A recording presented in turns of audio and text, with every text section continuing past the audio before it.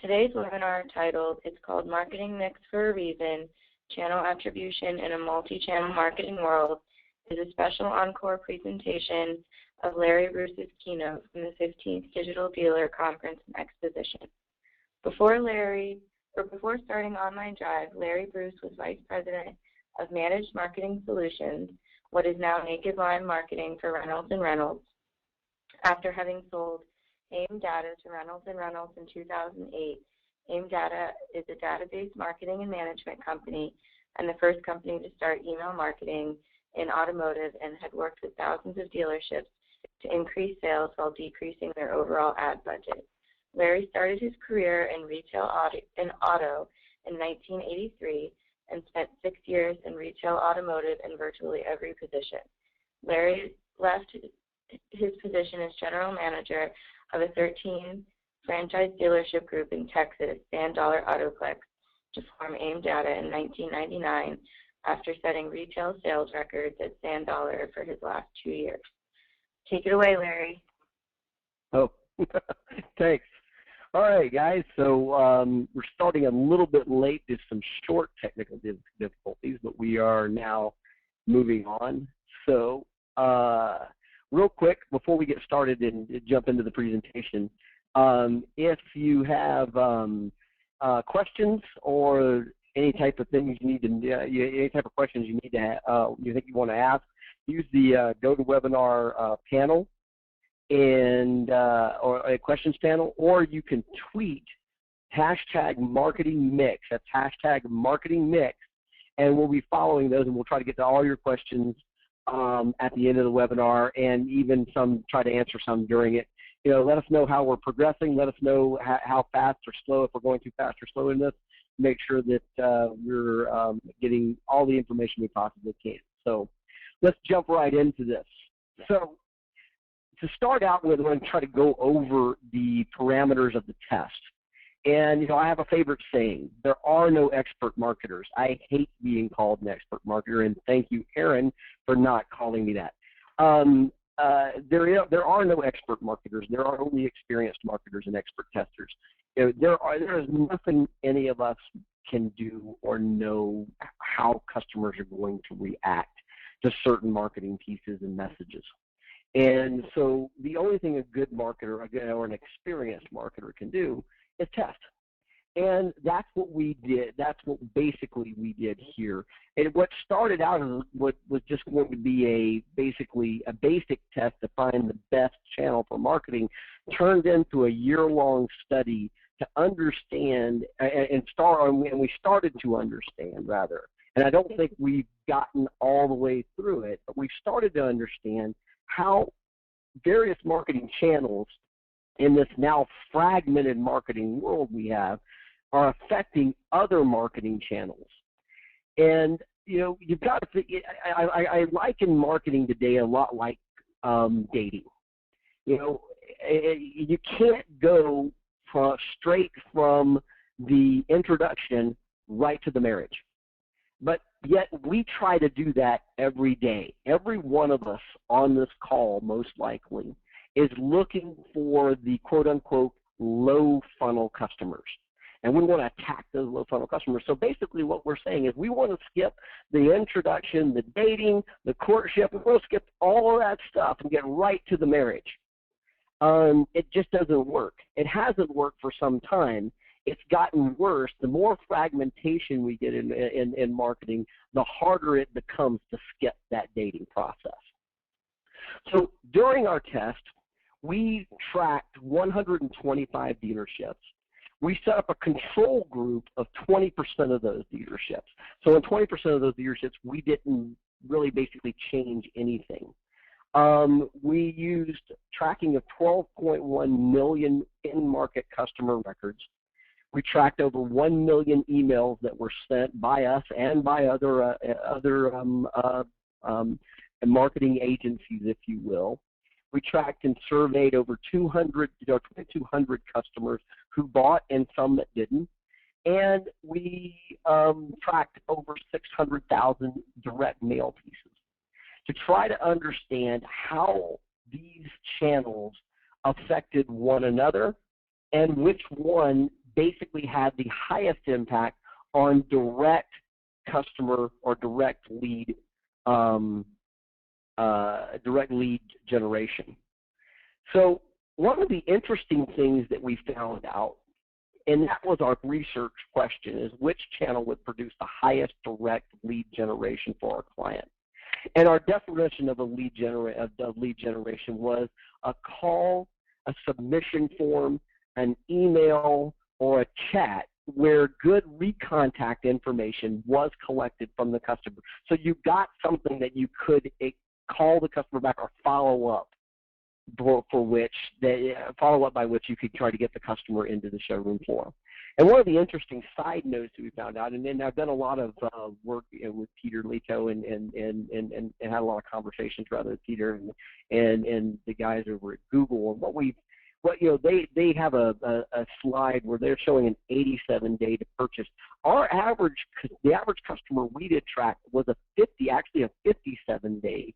A little less than that actually, but it rounded up to 57 days to purchase the vehicle from the time we first became aware of them.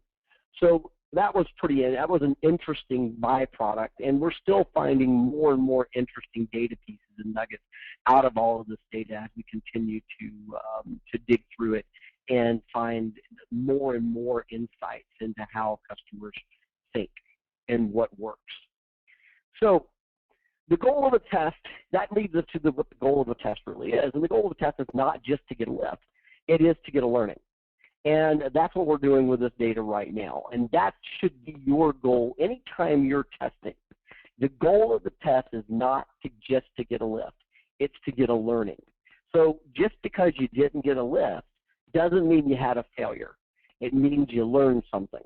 And you need to take something away from every test that you do. Any test that you don't take a learning away from was a waste of time. And during our testing, what we found out was that, email,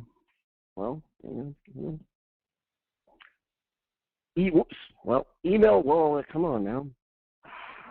We got some lag in this thing. Apologize for the lag, everyone. Email marketing was the highest direct impact on lead generation. At 37% of the leads that were tracked were generated through email marketing. The next highest direct impact of leads, and what we mean by direct impact is basically I guess what's called in the industry is last click attribution, where there was only one basic channel between the lead or between the actual customer and the lead. Or so there was a channel interaction and then a lead. So the direct impact was channel or interaction or message and then the lead. And in this case, email marketing had the highest direct impact on leads with 37% of the lead volume.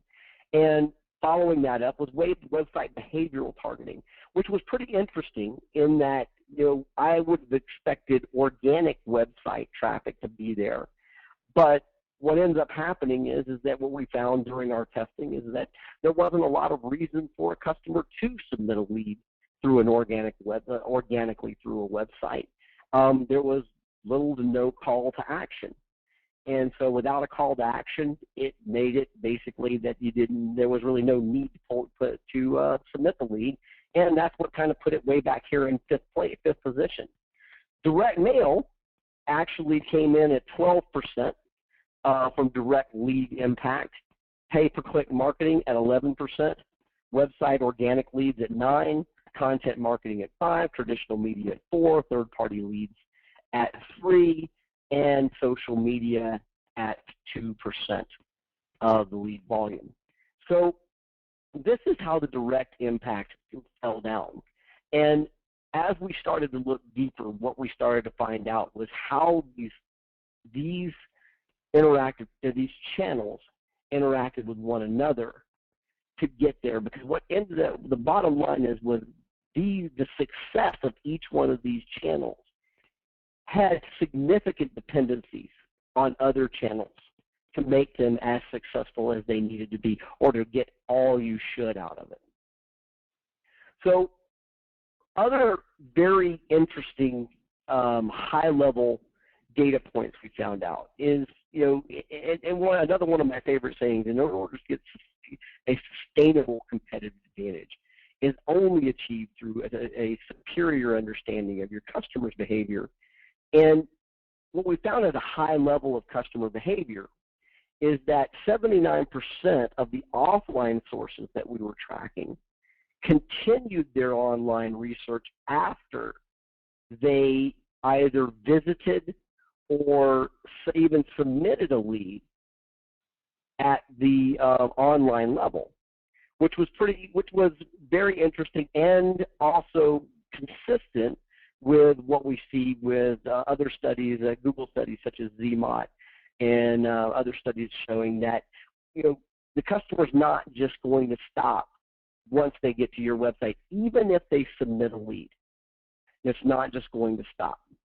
So the bottom line is that having, and this is probably one of the most significant learnings we were able to achieve or gain out of this particular study, is having a website isn't enough. Having one web property isn't enough. You've got to be everywhere, or at least at a significant presence in all the places that the customer is going to then travel online and go. And according to ZMOT, that's 17 of them, or 18 rather. So at the end of the day, you've got to have more than one web property in order to understand, in order to really be where that customer is going to be traveling online and continuing that research process. What we also saw was that 93% of the digital sources that we tracked landed or ended up on 2 or more of the online properties that were owned by the client. So this basically continued to further our belief that you have to have more than just a website. A website presence isn't enough. There has to be more. And then finally, 87% of all the cases, more leads equated to more shows and more sales. And this was a very significant number for me because, there's been some talk, there's a lot of people saying, a lot of the guys, I think there's a lot of the marketing entities in our business who are trying to diminish the value of a lead. Mostly because they can't get them, I guess. And the reality is more leads equals more shows and more sales. The lead is extremely important. And as these channels become more fragmented, and as digital marketing and online marketing become more important, and as the customers as it becomes easier to go online, easier to find what you want online, easier to get online from any device, anywhere, the lead will become more and more important. So don't let anyone diminish the value of a lead to you. Don't let anyone tell you a lead's not important. It's all about sales. The leads will more and more and more become before the sale. That's just the bottom line fact. So let's dig down deeper, and let's go another level down into email marketing. And so what we wanted to find out here is that what channels affected email marketing? What had the biggest attribution effect on email marketing? So when we looked at it, what we found, ironically, and this shocked me, was social media by far had the largest impact on click-through rate in email marketing. Those dealers who posted more, and you got to watch what you post. Obviously, it comes down to a quality of content and what you post. But those dealers that were posting more than 3 times a day, and those dealers who had significant social media presence, had a far higher click-through rate, and then in their email marketing than those that didn't. And so social media had a huge bearing. Direct mail was the next closest, or the next, when we tracked it, 17% lift in click-through rate when running a direct mail campaign in conjunction with an email campaign.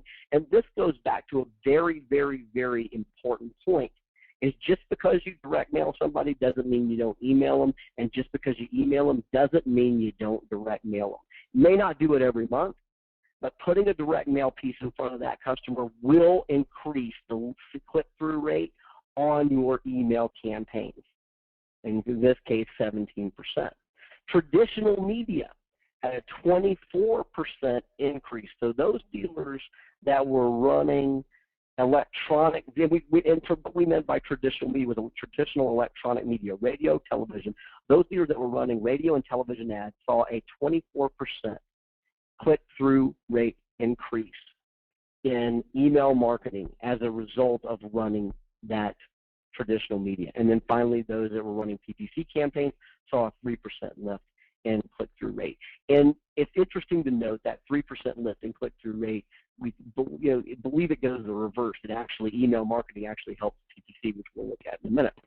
So let's look at conversion. And this was probably more astonishing than anything, particularly when it came to direct mail, is that those dealers, so obviously social media had a very big bearing on conversion rate or lead conversion rate with a 36% lift. Those running good social media campaigns and social media presence saw a 36% lift in conversion. But direct mail actually produced a 46% lift in conversion rate over those dealers not running direct mail in conjunction with their email marketing. Again, further proof that one channel isn't enough, that combinations of channels help one another. Traditional media or traditional electronic media saw a 14% lift in conversion, and PPC saw a 1% lift in conversion. So what it all boils down is that email marketing, direct mail, had probably the most significant lift in conversion, or direct impact on lead conversion, followed very, very closely by social media. And then traditional media is also helping out there too, along with PPC.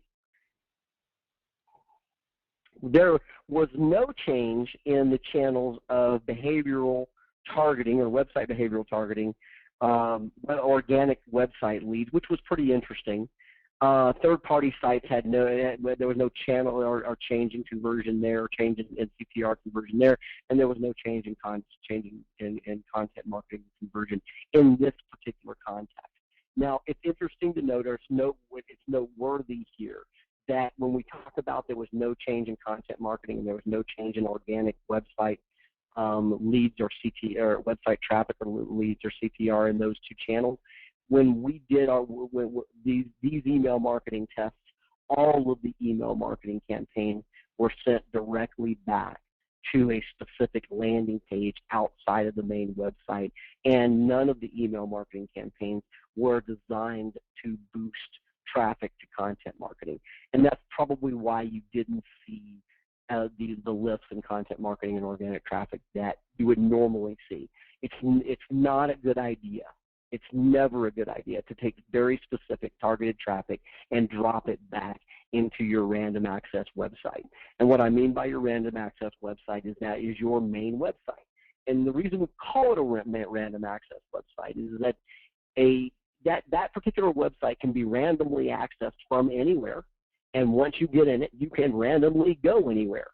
So bottom line is that you've got very little control over the iPath, very little control over the path of the customer, and you need that control to logically guide them down the process to the point of lead conversion.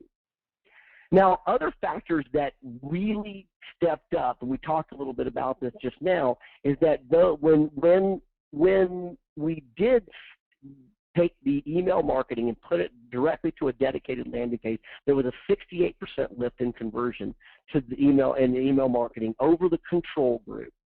of email marketing that went directly to a dedicated landing page versus those dealerships that were sending it back to their dealership's website, which is what the control group ended up doing.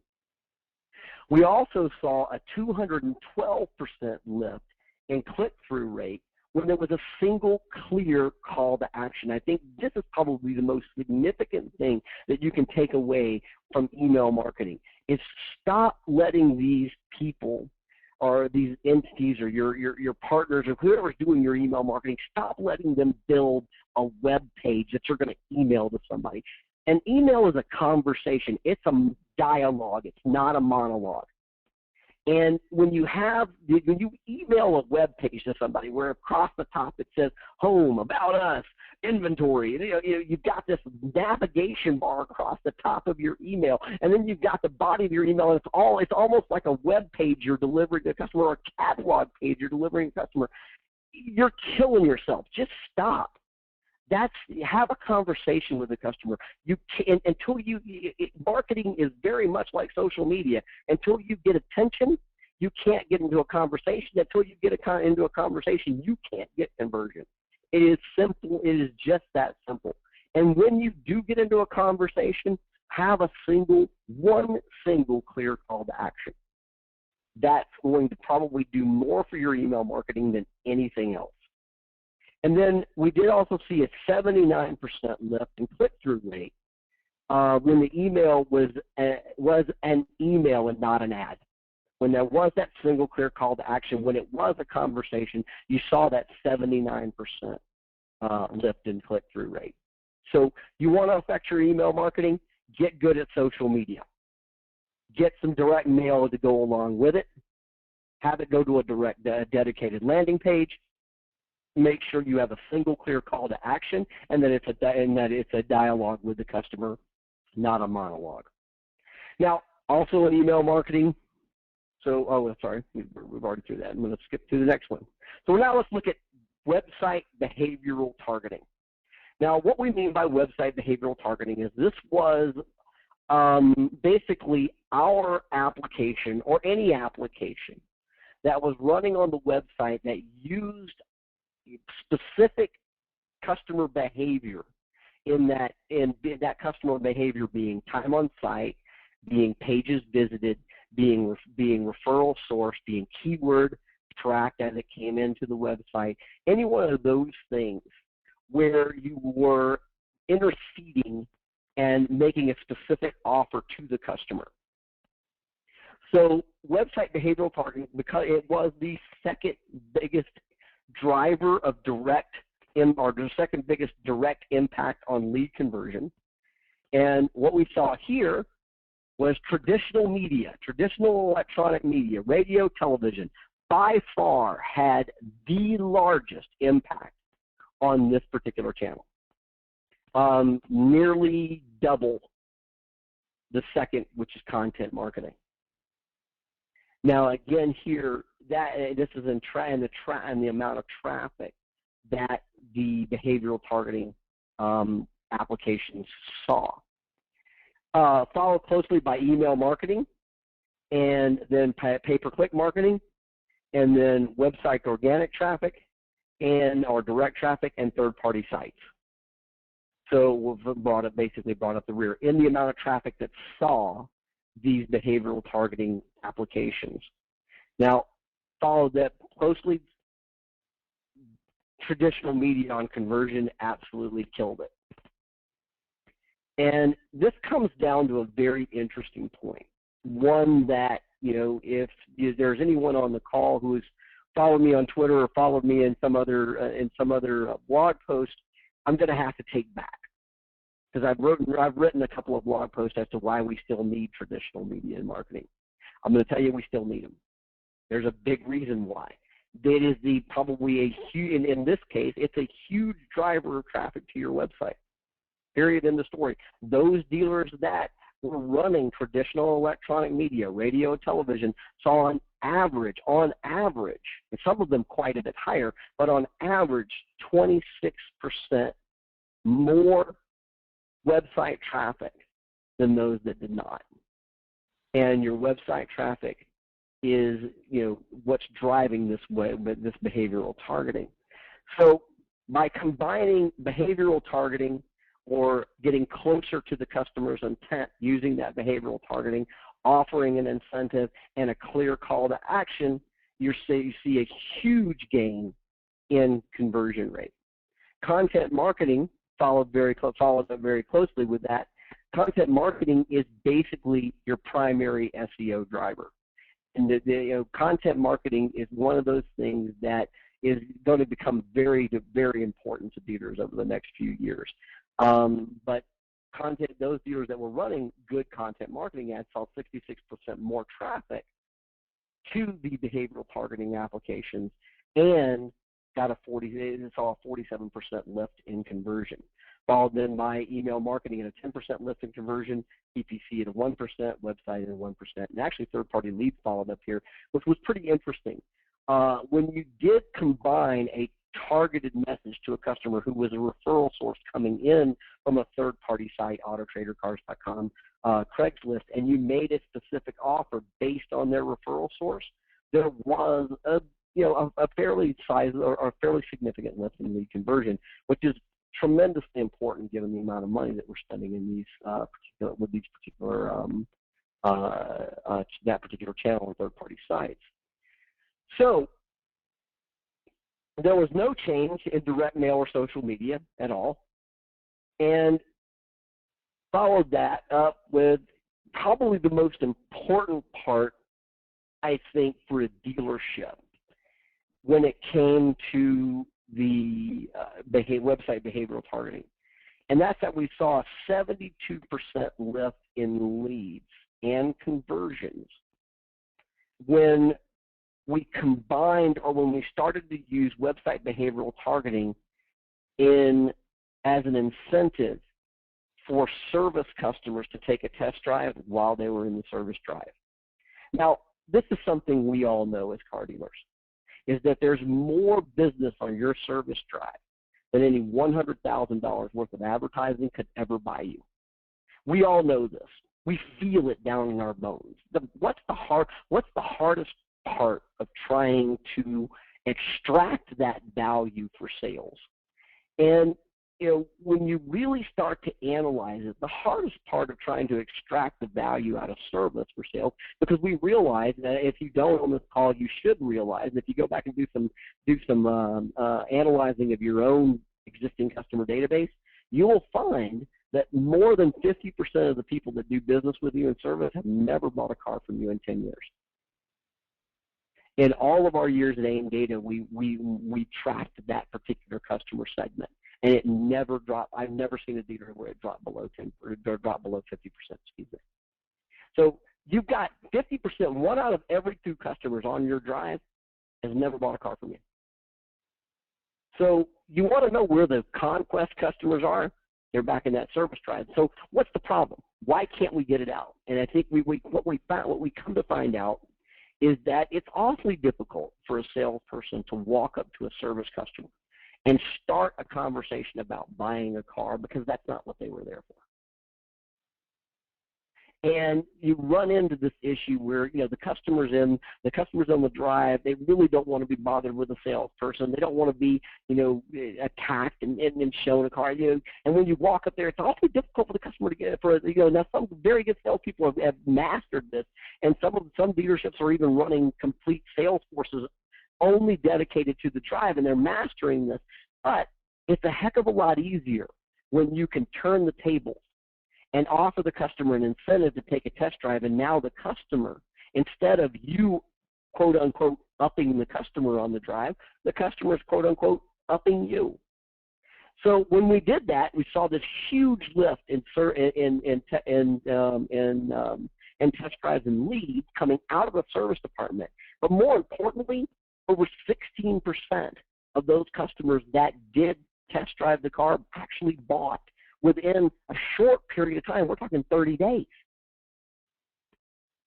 We're now analyzing that out further. We believe that if we go out further, that number probably may double, maybe even triple over a 6-month period of time. We're analyzing that now, and hopefully have some of that data at the next digital deal.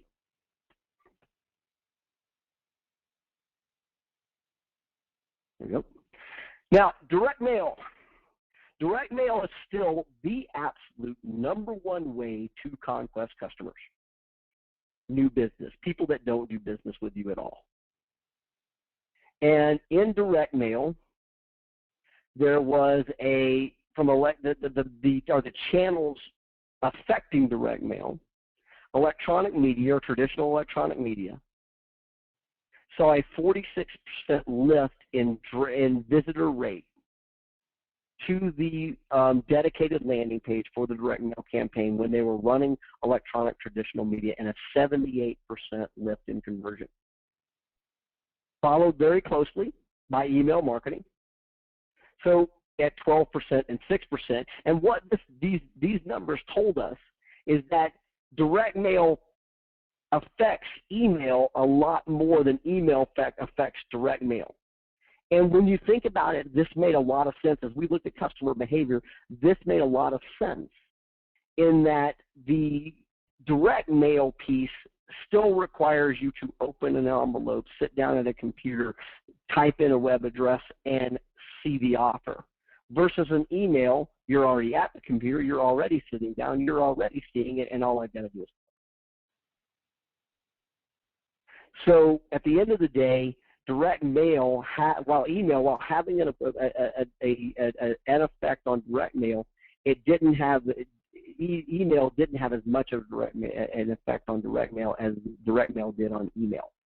So at the end of the day, but that doesn't stop you from wanting to do both. And then finally, social media did have a play here. We did see a 3% bump in visitor rate and a 2% lift in conversion rate over when running social media in direct mail campaigns. Now, probably the biggest thing you need to take away from this study when it came to direct mail piece is that you've got to shake this notion of old direct mail. It is no longer something, your direct mail job is not to get a visit. It's not going to get a visit. If you're doing direct mail and it's not working, it's because you're trying to skip the courting process and get right to the visit. Let's go ahead and get engaged so we can get married. So what I want you to do is I want you to take this direct mail piece, get in your car, and come right on down. That's the way it used to be, because that's why. Because that's the way people used to shop. They would see an offer, they would see something on TV, they would get a direct mail piece, they'd hear something on the radio, and then they'd go down to the dealership and they'd check it out. But that's not the way it works anymore. Your direct mail piece has the same goal that your email has, to get a click or to get a visit, to get to a landing page, to start the courting process, I just want to take the next step. I want to explain the offer to you, explain why it's important to you, explain why it's good for you, and then have you make a logical decision that you do want to visit, and here's an incentive why you should want to visit me. That's the process that you're trying to follow. Quit. Probably the best takeaway you can take away from this whole presentation is stop trying to use one channel to get your deal. There is no silver bullet or silver bullet channel. And 2, stop trying to skip the courting process. Understand the goal of your channel and understand how these channels work together to continuously move the customer down the path to the logical conclusion of choosing your store and choosing you as a place they want to buy. Now, there was no change in PPC, website behavioral targeting, organic traffic, content marketing, or third-party sites when it came to direct mail, or it came to direct lead conversion from direct mail. Okay, pay-per-click. One of probably the biggest things that I think we need to all remember and all take away from pay-per-click marketing is that PPC or pay-per-click marketing is not one thing but 3. It is search marketing, display marketing, and remarketing. If you're with a particular provider who is separating these 3, and for some reason they think these are mutually exclusive, either in your pricing or whatever, just get away. That's ridiculous. They are all one thing. They all help one another. And if you're doing PPC, you're doing search marketing, you're doing display marketing, and you're doing remarketing. If you're not, get that way, and if you've got a provider that's trying to make them mutually exclusive, get away from the provider because they're not mutually exclusive. They are one thing. Now, when you look at PPC and we look at the attribution effect on PPC, electronic media had traditional electronic media, radio, television, had the number one by far biggest effect on click-through rate, almost doubling click-through rates for electronic media. When those dealers running electronic media, almost doubling their click-through rates of PPC. And when you think about it, when we look at the reason why, because everything comes down to a what and then a why. What happened, and then you want to know why it happened. Because if you don't find out the why, you can't effectively make the change, and you can't get a sustainable customer advantage because you haven't learned anything. And the why here that we found out is that it comes down to familiarity.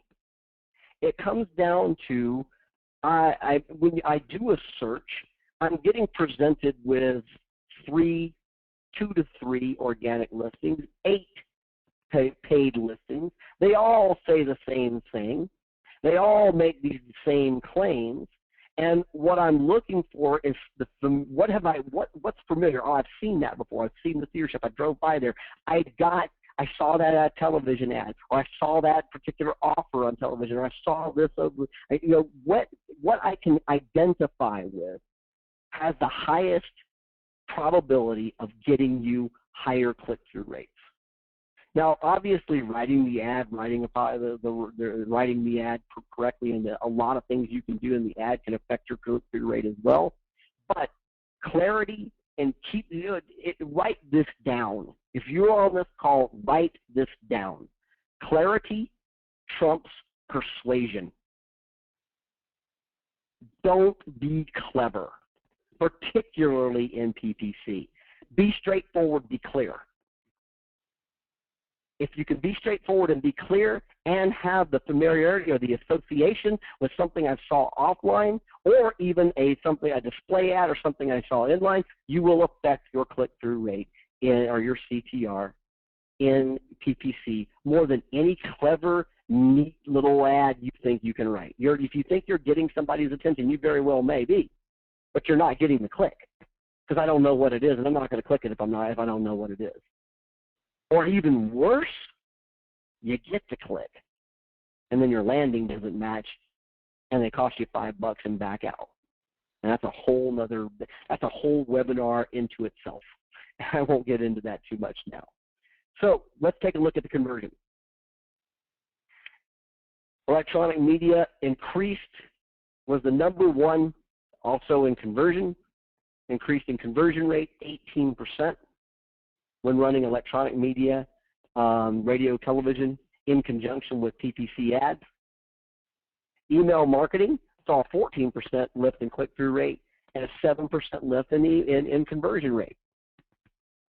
Website organic traffic, probably the number one the number one way you get traffic to your website, with a 7% higher click-through rate or 7% higher visit rate and a 14% higher or conversion rate over the control. And I'm going to tell you how you know this when it comes to website organic traffic. I'm going to tell you how you can stop right here and see this for yourself. Just go open your Google Analytics. Take a look at your top 10 keywords driving traffic to your website. And I promise you at least 7 out of the 10 will be some version of your name. Where do you think they got that? They got that from your traditional online, offline media. That's what made them search your name. Do you really believe in your heart of hearts? You don't have to tell me. Just tell it to yourself. Do you really believe that somebody that you're so top of mind that when I get ready to buy a car, they just automatically think of your store and sit down on the computer and type your name in to search for it, or just go directly to your website? Because you're that good? Really? Come on. you're fooling yourself. That's delusional. Stop. If you think that, just stop, because that's not true at all. Bottom line is, the reason your name is being searched that way is your name was triggered by something else offline, most likely, and that's what started the search. Direct mail was taking up our fourth position in this deal, our fourth position in this attribution study at 6% higher visit rate and 4% higher click-through rate, and social media at 4% and 4%. There was no change in website behavioral targeting, content marketing, or third-party leads. There was no change in the attribution from those particular channels. Now, the biggest influencers on PPC came from within. And this is why, this is the number one reason why I tell you you cannot make display, search, and remarketing mutually exclusive.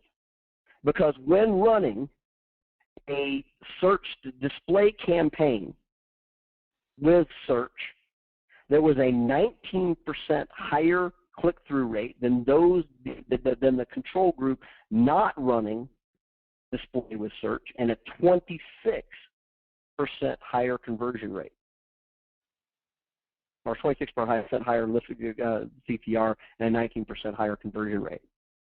When running remarketing and targeted display, and I'm going to tell you, these are separate things that all use kind of remarketing. I consider remarketing and targeted display to be the same thing, and I'm going to explain to you real quick what targeted display is. Okay, one of the very best things you can do for your display campaigns right now, if you're not doing this, write down this step by step, and do this today. Create a landing page, either inside of your website or outside of your website. Doesn't matter where. And on that landing page, put the Google remarketing code on that landing page. Then do an email campaign to your entire existing customer database and have them go to that landing page to get something. We use a free oil change and have them sign up there, whatever. Set the cookies for that remarketing not to expire for 5 years, and send that email out. Now, what's going to happen at this point is all your customers who get the email, or eventually, and a big portion of them, you want to continue to keep cycling this through, try to get as many of them as you can, but a big portion of your customer base, as you continue to email it, will hit this page and be cookied for remarketing. And because the remarketing doesn't end for 5 years, you now have targeted display marketing to your existing customer base online. You can follow them around the web with banner ads for the next 5 years. This is tremendously powerful, very important. So you want to, your display should be a combination of targeted display or using remarketing as targeted display and natural display advertising. If you're not doing both, if the provider you're using or you're not doing both of them, stop. Just quit. It's minimally effective if you don't do both. So you've got to get that done if you really want display to help you, especially at these types of numbers. And then finally, remarketing. And remarketing has, remarketing saw about a 7% lift in CTR and a 9% lift in conversion when running a remarketing campaign in conjunction with search campaigns and targeted display. You had to be running all three.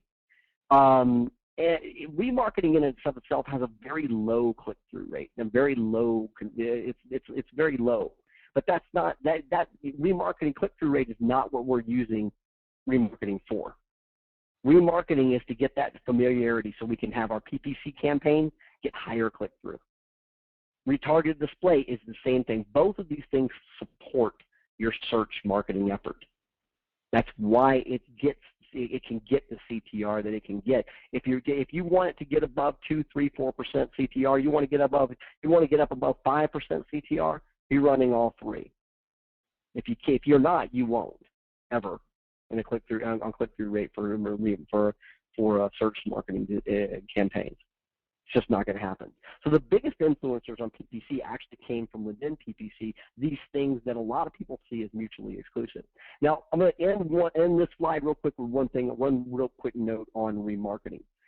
Remarketing, if whoever you're doing remarketing with, if they're not remarketing into Facebook, just quit, because you're killing it. You've already killed it. Remarketing into Facebook is really what's making remarketing take off right now. So you've got to be using FBX, and you need to be remarketing into Facebook. In many cases, the customer is going to see your ad in Facebook within literally minutes of leaving your site when you're remarketing into Facebook. So let's look at organic website traffic. And when you're looking at your organic website traffic and you're trying to affect click-through rate or traffic rate, and you're trying to affect conversion rate, there's one question you absolutely have to answer. If I am your ideal prospect, and that's very important, if you haven't done some persona studies, if you haven't done some studies, if you haven't done a market evaluation just to understand what your ideal prospect is. You know, I got to be honest with you, and I'm going to go off on a little bit of a tangent here. I can't imagine how any marketing provider could go to any dealership and talk to them about their marketing within their store. Online, offline, I don't care. Without a market evaluation. How do you do that? You don't even know what my ideal prospect even begins to look like. And yet somehow you can come here and talk to me about marketing? I mean, we've got, as a dealership body, we have got to expect more out of our marketing partners. You can't just come in here with a nice, neat, new, cool widget of the day. You need to come to me with substantial data, substantial information. Tell me why you think what you think. Tell me why your product's going to help me. Show me the data. If your marketing partners aren't doing this, you need to get away from them. Get to something else. Get to something with some substance to it. So let me get back on this. So if I am your ideal prospect, and that's very important, if I am your ideal prospect, why should I do business with you over any other store in your market? Look at your homepage of your website right now. Pull it up on another screen real quick. I won't change the screen. I won't do anything. Just pull it up at another tab. Look at the homepage. Are you answering that question? Are you telling the customer why they should be doing business with you over any other store in the market? Or do you just have pretty little pictures of cars sliding through the homepage of your website? And maybe you're a little bit better than that. Maybe you're having pretty little pictures of cars with offers on them. Do you not think that the other dealer has pretty little pictures of cars with offers on it too, and his offers are probably pretty damn close to your offers? Why? Why should I do business with you? If you can't answer that question, don't be shocked when they don't. Don't be shocked when they don't submit a lead. Of course they're not going to. You haven't told me why I should. So, yeah, I'm just going to continue to move on. I'm going to use your site and everybody else's site who doesn't answer the question as a point of information. I got it. Now I'll move on. So, we've got, and everybody on the call, if you did submit, if you're on this webinar, we will send you the white paper on this presentation. This presentation is recorded. We will be putting up the recording. This presentation will be back up on. We've had it up, but we took the page down. But we're putting up a new page right now. So the presentation will be back up on the page, because I know I'm throwing a lot of information at you. I'm going to be throwing a lot more information as we dig into this data even more. But so it will be there. But and feel free to use it. But there are 44 unique selling propositions that we've identified for a dealership. If you'll see my email address. Make sure email me at the end of this presentation, or and I'll make sure that you get the 44 unique selling propositions white paper too. We have that available here. I think that's getting redone, but it'll be available here in the next few days. but we'll send you that 44 unique selling propositions. You need to have unique selling propositions. You have to answer this question. Why? I am your ideal prospect. Why should I do business with you over in the industry market? So let's take a look.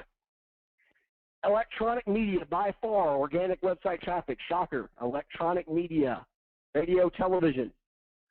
Those dealers running over the control, 78% lift in traffic over the control. Content marketing, 31%. You want more website traffic? Produce good content. It's not about, and I don't mean to go off on too many tangents, but I want to try to get all of this, as much of this data out as possible. It's not about the cute little SEO guy who comes in and says, I can SEO your site to whatever. Content is what makes SEO work. Not just any content. It's got to be good content. You don't just throw it out there. I think there was a guy told you there was a guy on social media not too long ago who said, your blog is just for SEO. If you think that, then you need to not do a blog. Get the heck away from it. Your blog is not just for SEO. It has a big SEO value, but it's not just for SEO. Content marketing is very important. And when we get on the content marketing slide, I'll get it more into it. I think you're going to see that particular channel start to move up in this. We will do this study again probably in another year or so. And I think you're going to start to see that channel move up quite a bit. Content marketing will be a much bigger deal in the future. Email marketing, 14% in traffic, 12% for PPC, 6% for social media, 2% for direct mail, 3% for third-party sites. Now, the conversion, 41% lift in conversion for those dealers with using electronic media. It was not just a big influencer. It was the influencer on website organic traffic by 4x its nearest competitor content marketing. Email and PPC following up the rear with no change in conversion from social media, direct mail, or third-party leads. And no change in anything from social media, direct mail, third-party leads. We talked about that. So bottom line is electronic media, radio, television, if you're not seeing the pattern here, it's still a very significant thing.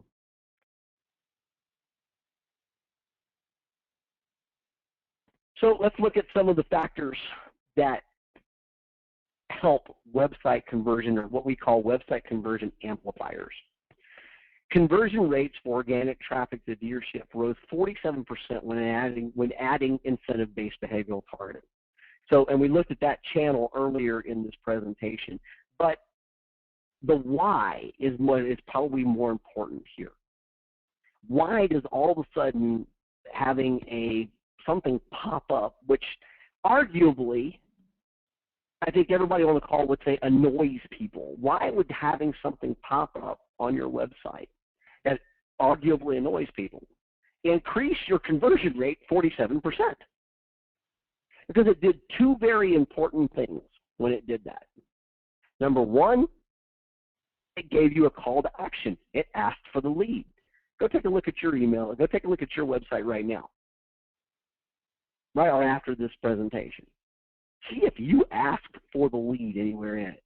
Or do you just say, get more info? Or more importantly, or the best one I love, get your e-price. Do you really think a customer knows what the hell an e-price is? Do you think they even care? No. I can assure you they don't, and they don't. So when you actually asked for the lead, and then more importantly told me why I should give you a lead, because if you do, I will give you 25, 50, 100, whatever the number you want to put on there. I will give you this to take a test drive for a car. They saw a 47% increase in their website and the leads coming out of the website. Duh, that's a shock. That shouldn't shock anyone. I asked you for what I wanted, and I gave you a reason why you should do it. And I got it. That's just basic common sense. Sites with USPs, where the home page contained a unique selling proposition, saw 11% higher conversion rate than those that did not. You want to go get 11% more leads out of your website, you can today. Go get 3 unique selling propositions, 3 reasons why somebody should do business with you, and stick it on the homepage of your website. Make sure it's prevalent, make sure it's clear, compelling, and credible, and you will get more leads because you've given me a reason why. Why should I do business with you?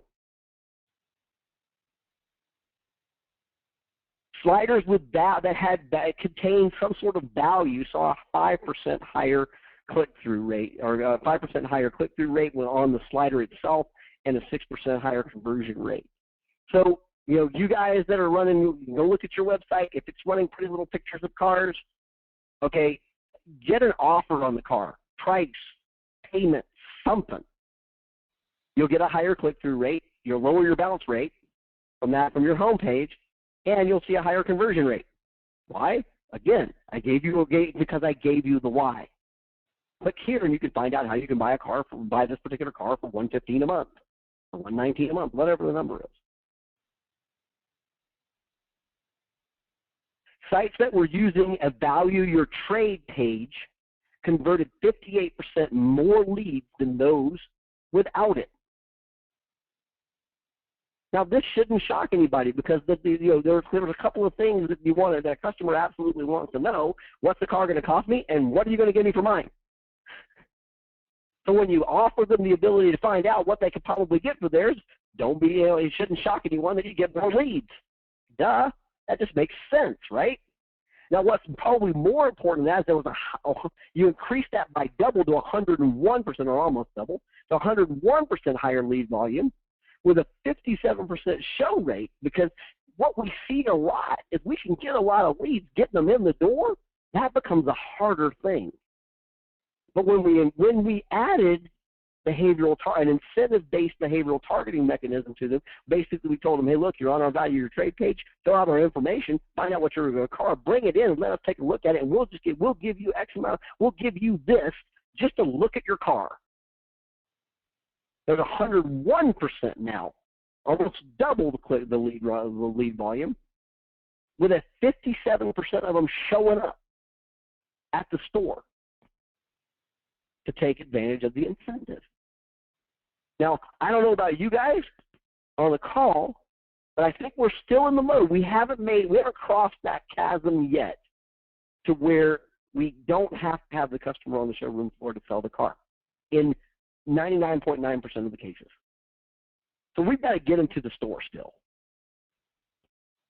How are you going to do that? That's what you should be thinking about. We're going to talk a little bit more about that later on in this presentation. So service drive. When offering test drives in the service drive, the 58 more leads on average per month per dealership when offering an incentive at the service drive level with a 16% sale ratio. These are your conversion amplifiers. It's not enough just to stick a website out there and say, well, I got that covered. I got a website. I was talking to one of our big clients yesterday who was talking about, the bottom line was talking about canceling, of all things. And ironically, with a 457% ROI and all the numbers, luckily he didn't. But the bottom line is that when I asked him, you can't just give up. You can't just quit on digital marketing.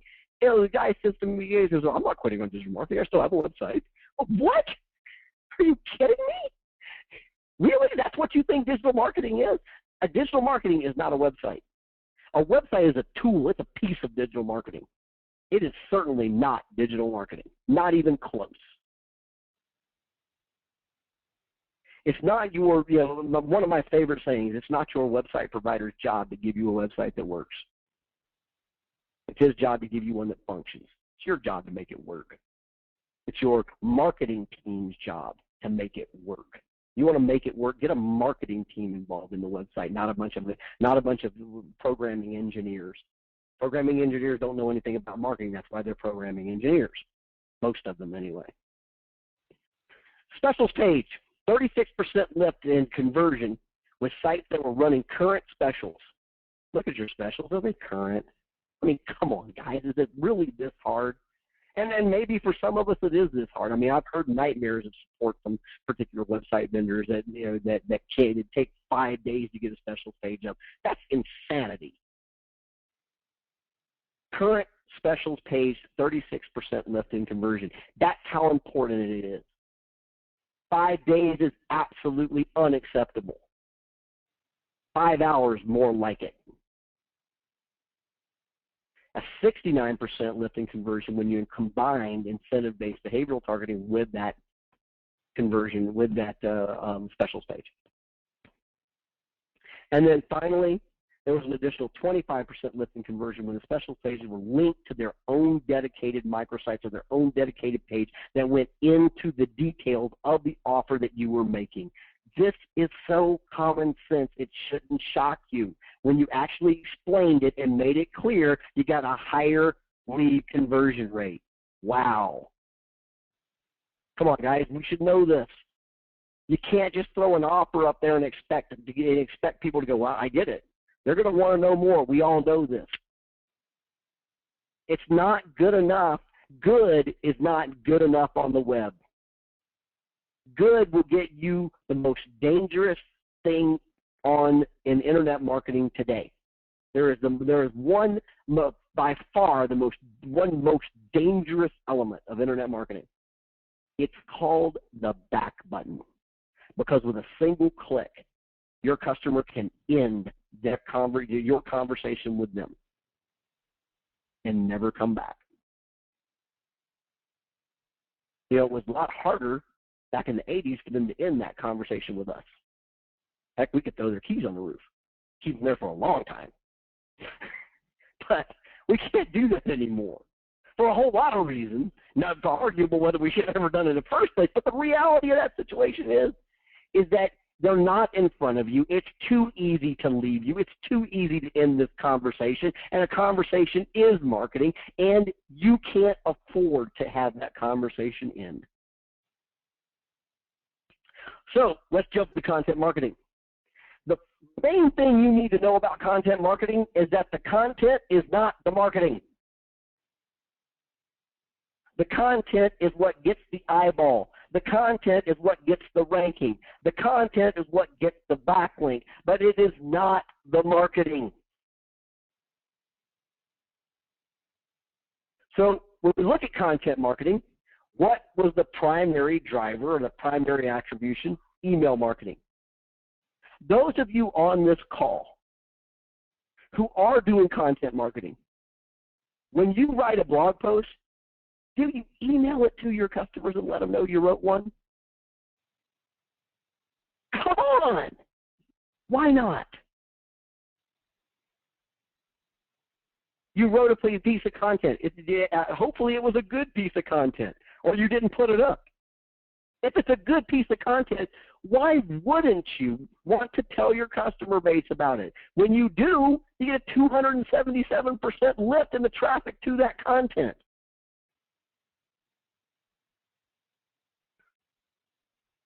Tell somebody. You write some content, tell somebody about it. Come on, guys. Let's do that. Social media. Syndicate it out. Twitter. Facebook. Put it out there. Well, not just Twitter or Facebook. Go get a Reddit account. Go get a Delicious account. Go get a StumbleOn account. It should go all those places. Every one of these are creating backlinks. Every one of these are syndicating out your content. It's getting your content out there. There's getting more people, more eyeballs on it. The more eyeballs you have on it, the more backlinks you have possible from it. That's going to help your SEO. It's going to help more people looking at your content. More people looking at your content is going to help your overall volume of conversion. Might not help your lead conversion in totality as far as their conversion rate, but it will help the overall volume of conversion. And when more people are seeing your content, more people are likely to share it. When more people are likely to share it, you're more likely to get into places where you can get some significant quality backlinks. So when you write a blog post, tell somebody. You want to know the number one reason why your blog posts aren't getting anywhere? It's not because you're not getting any comments. I'll tell you that right now. Comments are not an indicator of a good blog post. Have absolutely no bearing on a good blog post at all.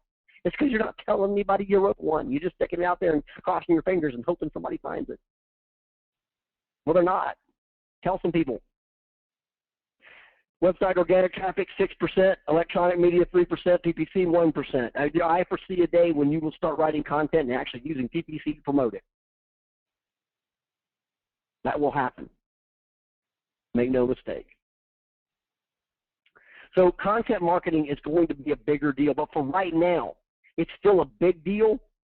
It's a big deal to your SEO. It's a big deal to your overall conversion rate. But when you do it, email some people that you did it. Let some people know in social media that you did it. Put it on Reddit. Put it on StumbleUpon. Put it on Delicious. Get it out there. And then when you do, you want to get the conversion, understand that the content's not the marketing. The content is the eyeball. And the best way, the electronic media guys have this down pat. Come on. Look at it. Think about it. When you watch How I Met Your Mother or some TV show you like, whatever it is, Walking Dead, whatever TV show it is, do you think the TV show is the marketing? No. It's what got your eyeball. What's the marketing? The commercials that surround the TV show. That's the marketing. If you've got a blog right now and you don't have banner ads in your blog post and around your blog post, and you don't have ability to sign up to follow you through email or get RSS feeds for your blog post, you're not marketing. You're just writing stuff, crossing your fingers, hoping somebody finds it, and you're actually only using your blog as an SEO thing. And it's not good, and you're missing 98% of what the value of the blog. Put some banner ads around it. Make those banner ads relevant to the kind of post you're putting up. Have those banner ads go to a microsite, and you'll see a dedicated landing page, and you'll see a lot of conversion go up. When you're using email marketing and you're doing it right, you're going to see 118% lift in conversion over the control. Is it worth it now? Yeah, I think so.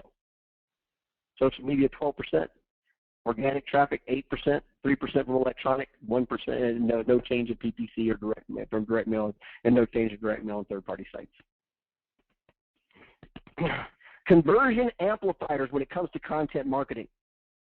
Display marketing itself within the blog post at a 93% lift in conversion. I mean in the blog post. Paragraph, first paragraph, then a banner ad about what you're writing about, then the rest of your blog post. When you put it in the middle, you see a 93% lift in CTR. A 22% lift in conversion when you add incentive-based behavioral targeting to it, and a 13% lift in conversion when you have it around the sides. So where do we want the banner ad? When you control the post, I want it smack dab in the middle of the post.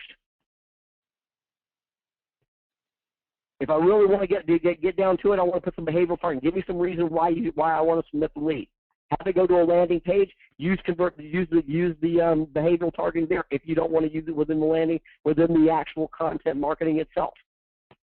We have not tested that yet, but it's one of the things I want to test is whether or not having the popover or having a popover ad right on the blog post versus clicking through to the landing page and having it there, which one's going to have the highest conversion rate or have the highest effect on the lead conversion. That's actually a test we're getting ready to run not too long from now. So you want to have content marketing work. Understand that content is not the marketing. Content gets the eyeball. The marketing is the banner ads, and if you have a blog that doesn't have an email sign up, that doesn't have an RSS feed, and doesn't have any banner ads in it, you're not marketing within it. You're just writing content for the content's sake.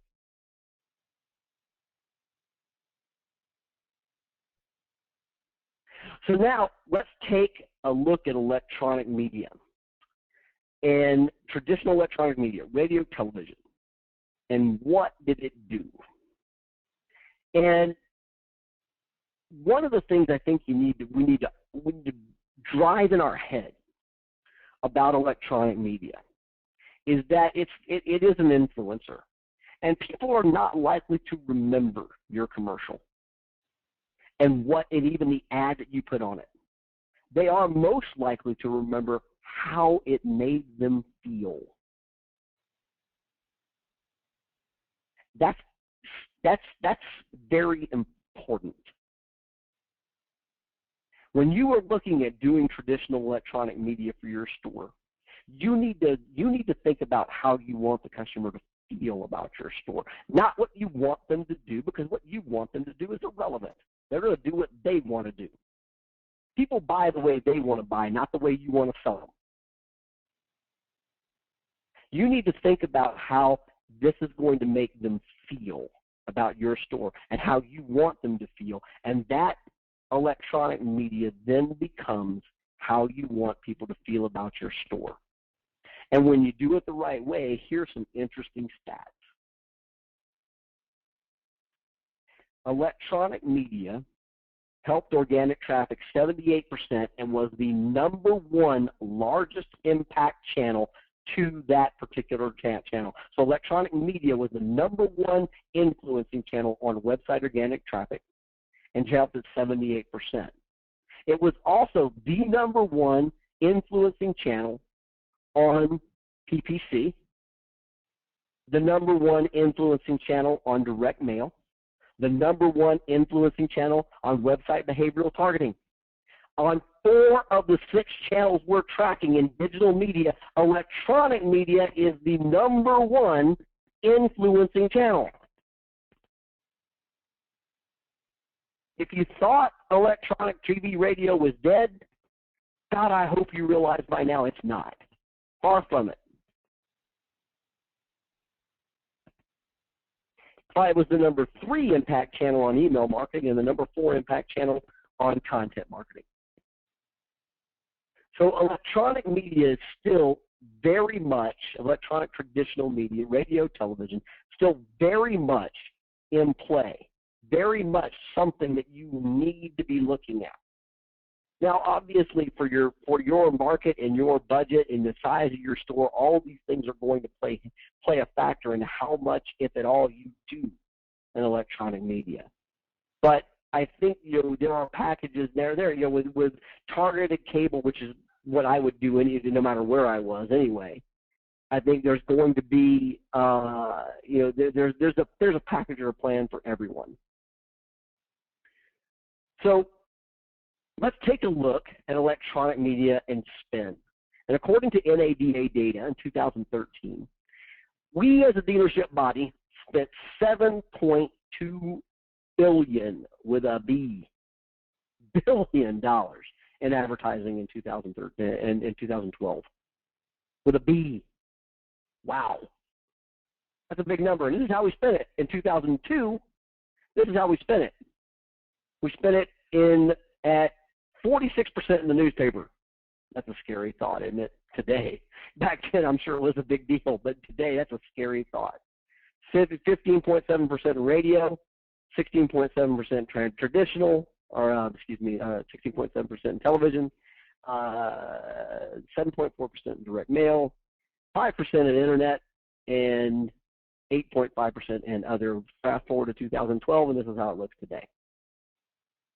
Internet's now 26.5%, direct mail's up to 10.8%, television's at 20%, radio's at 15.9%, and the newspaper is no longer even really present much anymore. We don't even talk about it, 9.6% and other. So this is how much our advertising landscape has changed, and you're starting to see realistically a equalization, because everyone is everywhere all the time. The internet's made it possible to do that. So you're starting to see this equalization of budget. What was very interesting is that from 2012 over 2011, there was an $800 million increase in ad spend as a dealer body. We spent $800 million more in 2012 over 2011, yet our expense per vehicle fell 1.1% to $621 a car from over 2011. So while we spent more money, $800 million more money,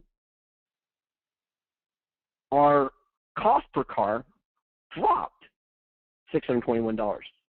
So bottom line, that targeted marketing and the things that we're doing, it's actually starting to work. Certainly not near as fast as any one of us wants it to, but it's starting to work. It's driving our cost per car down. And we want this to go a lot faster. I can assure you, there's not a person on this call who doesn't want this to go faster, but it's working. We're starting to get better. So let's take a look at third-party sites. This was the only marketing channel that was an enigma wrapped up in a riddle. Bottom line is, it was an island. It had virtually no effect on any other channel. It was the only marketing channel we could find that truly was this way, that just set unto itself. And it had some bearing on website behavioral targeting, very small. Some bearing on a website, organic website traffic, again, very small. Was the third channel to impact it.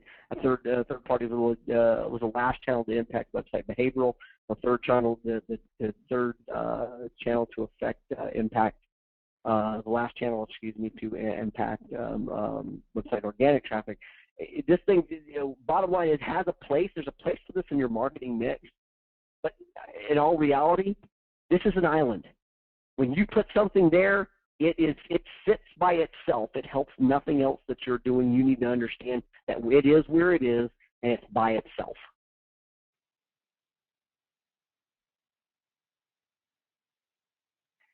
Social media, probably the most controversial, I think, of channels that we track. And when you're looking at social media, you got to realize that you've got to gain audience first, then enter into a conversation, then get conversion. And I think the reason why this is a channel that's so,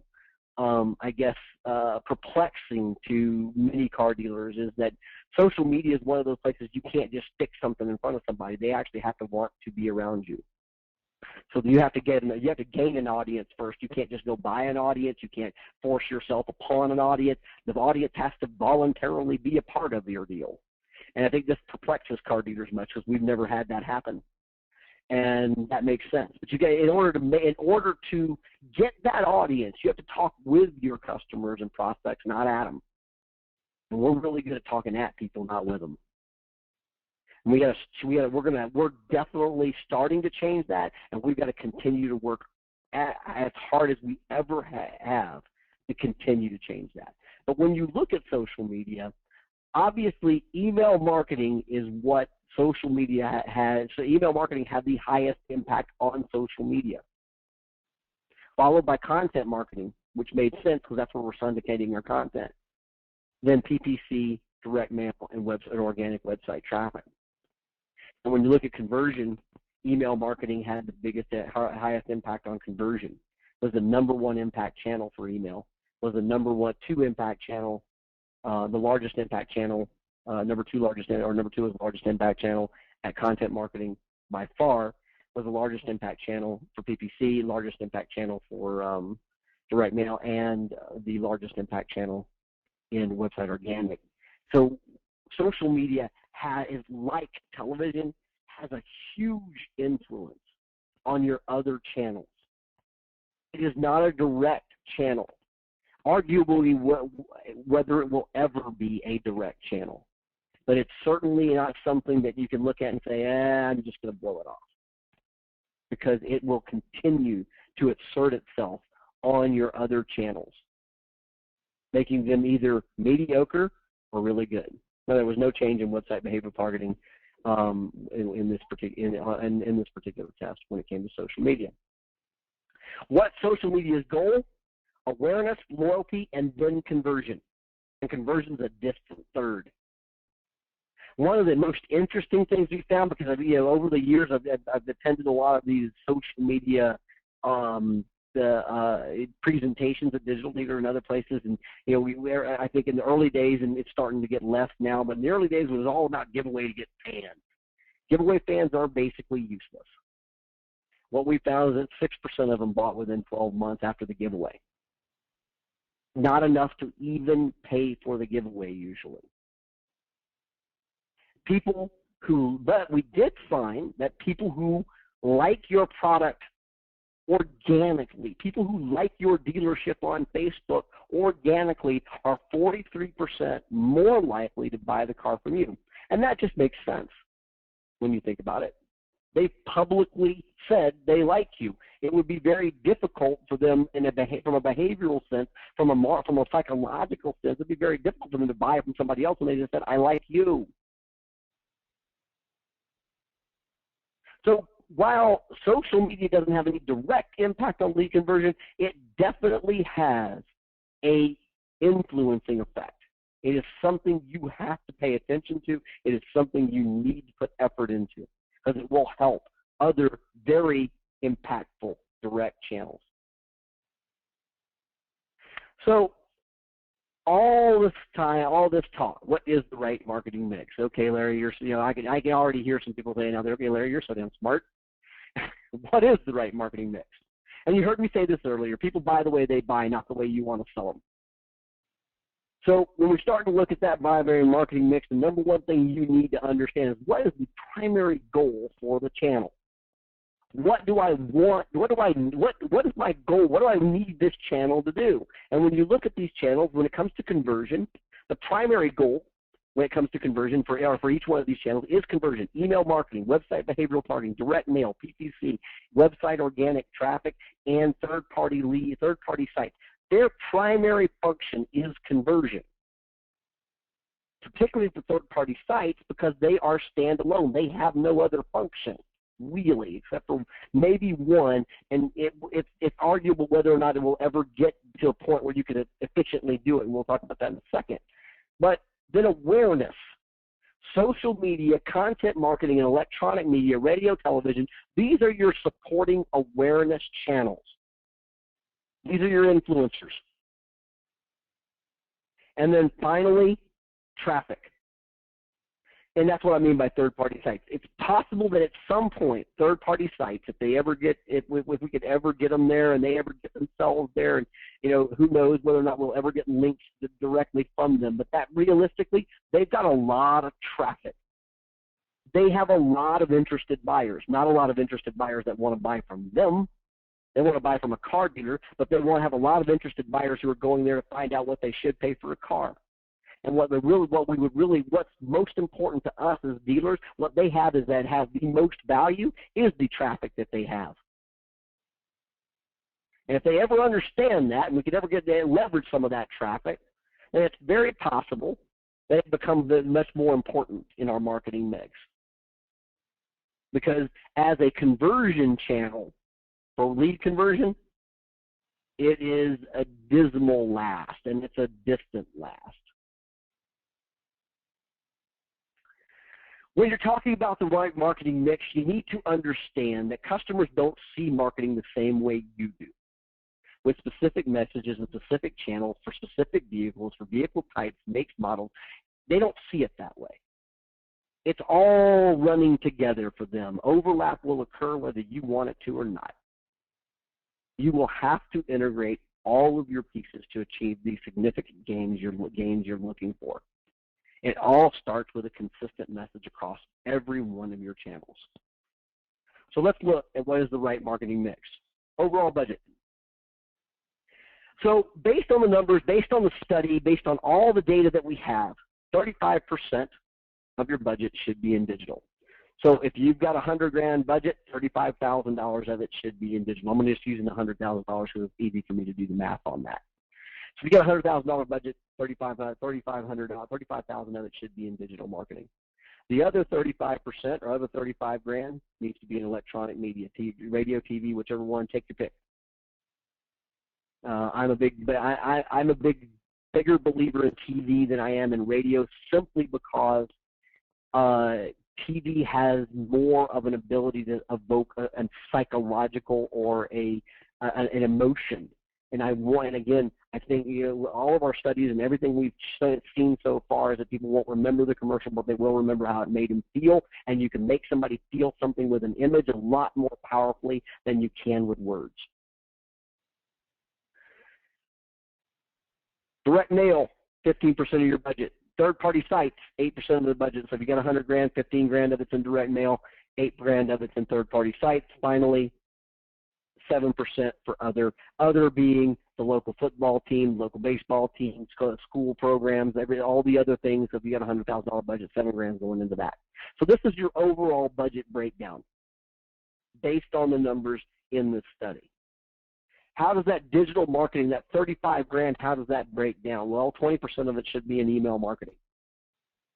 So 20% of that 35 grand should be wrapped up in how you're getting to your email, getting to your customers, and the perspective and all the things that you're doing to try to get to customers and emails. There's a lot of those things. I can't go into this in presentation.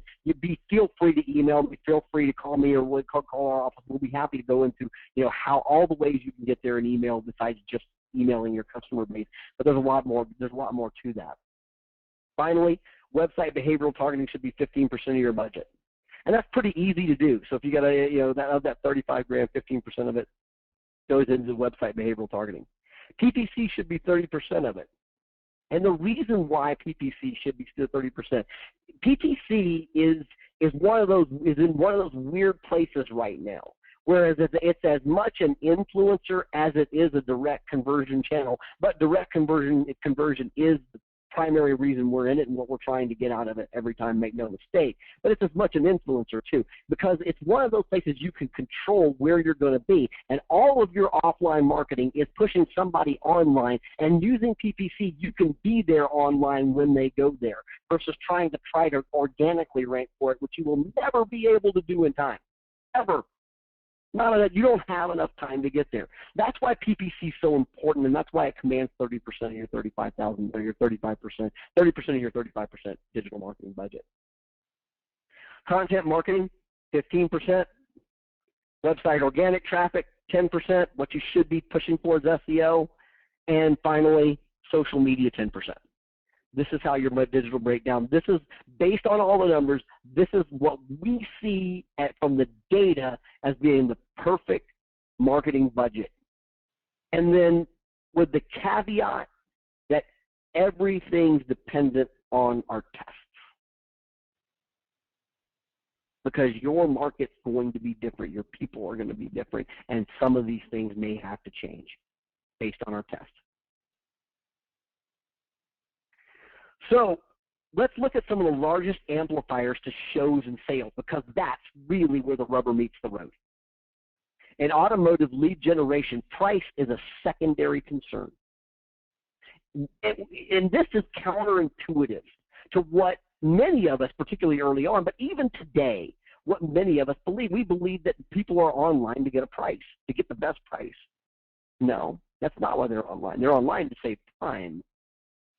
The price is a secondary concern. It's a distant secondary concern. But you know what? We've already been conditioned, even up to the Gen X's and even to the baby boomers. Even today, the baby boomers, Gen X, Gen Y, Gen blah, blah, and all that other happy crap that comes on below it, they're all conditioned now. Even the baby boomers, even those ones, still conditioned now. Many of them getting more conditioned every day to go to the web. They know they can go to the web and get the price. So the price is a secondary concern. All you guys out there that are putting your traditional media into, we got the lowest price. All you guys that are doing that, it's like shooting a BB gun in a battleship. It's just bouncing off because they already know where they can go get the lowest price. They already know they can go do that. You need to understand how that makes them feel. You're screaming lowest price. You know, anyone who's they're screaming at me, telling me they're getting the lowest price, showing me all these crazy things that they're doing, they're most likely not the guy with the lowest price. Think about how that makes them feel. Largest amplifiers to shows and sales. 96% of all the customer surveys said they would visit the dealership's website before visiting the store. So think about that. Does what you say online, do what you say in traditional media, does it transfer to your website, to what you say online? Because if it doesn't, you got a real disconnect there.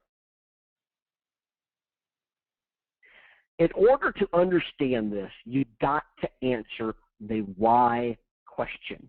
And there are two primary why questions you need to answer. Number one, why should I do business with you? When you answer that question, you're going to see a 52% lower bounce rate, 11% higher conversion rate. The dealers that added those USPs, as we talked about earlier, to the homepage of their website, so with a 57% show rate to your dealership. The second question is, why should I give you a lead? Why should I give you my information? Using website incentive-based behavioral targeting, giving somebody a reason why.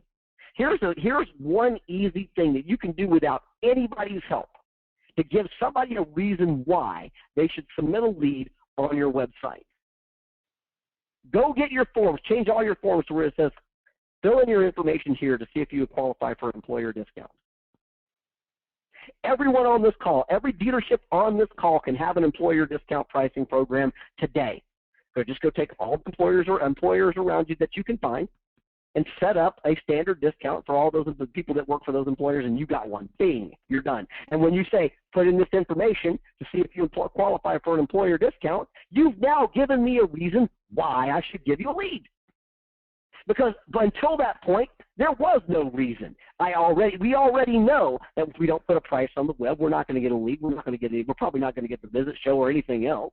So we got to put the price up there. Our car's already up there. So I'm on your website. I see you have the car. I see what your price is. Why the hell do I need to submit a lead to you now? I got everything I need. Think about it. That's exactly what they're saying. Give me a reason why.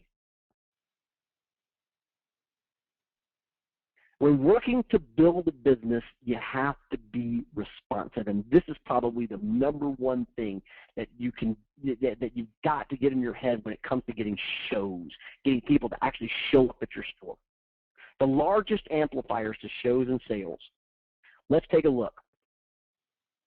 Amazingly enough, and then we're going to go by what we looked at here were the ways a customer could contact your store. And when we started this test, my bet was on the call. I was right here. I said, this is going to be the number one driver of shows and sales. Make no mistake. Turns out, not. 52% higher show rate from form leads that were where they submitted a form lead, and a 59% sell ratio. Form leads. Would have never guessed it. Followed dismally by a 22% show rate from phone calls. And when you look at this number and you really start to think about it, you start to realize and you start to understand why. Because when our sales, I don't know how many of you on this call have listened to your sales force on the call on phone calls, but if you have, you probably don't have any hair left. You're probably left with a little bit of a bald spot, like I'm trying to get. I'm trying to get mine back. But the bottom line is, you're pulling your hair out because you're listening to it. It's so painful to listen to, and it's because when we get a phone call, we think that this phone call is going to connect a customer to a customer. It's going to do it instantly, bam, bam, bam, we're in. But the problem is what's happening. Our salespeople aren't handling the call properly. We all know this is happening. And more importantly, when they don't handle the call properly, you know what they're not getting? Any type of good recontact information. The reason the form is beating out the phone call is the form's getting all of the good recontact information. The phone call's not. And you can follow up here, so the show rate and the sell rate is naturally higher because you can follow up. Because when you really get right down to it, the difference between these two here is simply because the massive difference in show rate. Now, what was even more interesting is email fell behind all of that, but fell very much in line with sale ratio, with the normal sale ratio. And then finally, what followed up the rear was chat.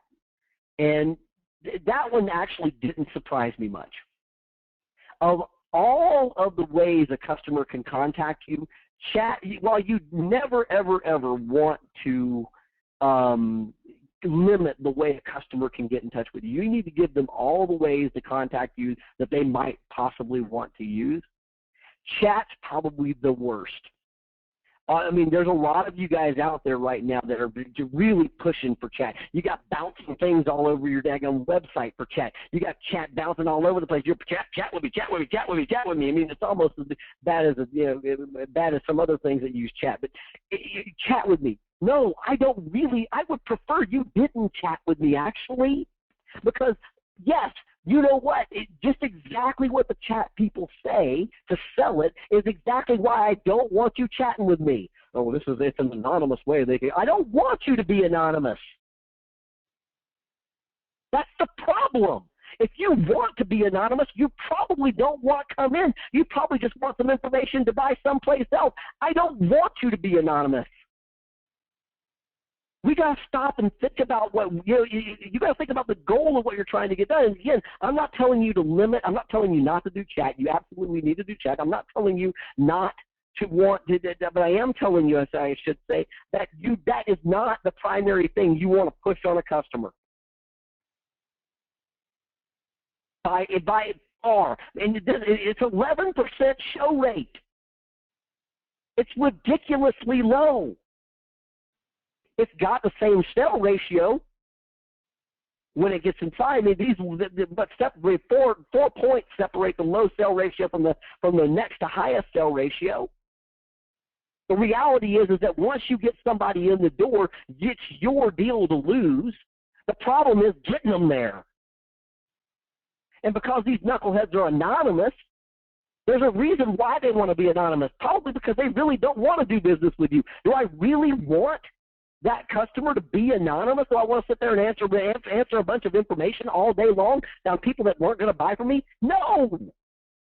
So do I want to have this as an option if you want to use it? Yes. Do I want to push it on you and have it bouncing all over the homepage of my website and every other page of my website? But not just no, but hell no. Get it off. Have it stop bouncing. Push for the form lead. Push for good. Give me a good reason to give you good information in the form lead, and you will get more leads. You will get more chosen. You will get more sales. But stop buying into the cool crap, the spinnerbait. That's what this is. It's spinnerbait. It's the newest thing. It's the digital up. It's the new chat, the new way to get in touch with somebody. Just because it's new doesn't make it better. Just makes it new. Now, what was probably the most significant learning that we came out of this is that the lead that were called within 5 minutes had of the inquiry being made at a 311% higher show rate to the dealership than any other lead. So if you got in touch with that customer after submitting a form lead, within 5 minutes of them submitting that form lead, you had a 311% higher possibility of getting the customer to show up. Now that takes technology.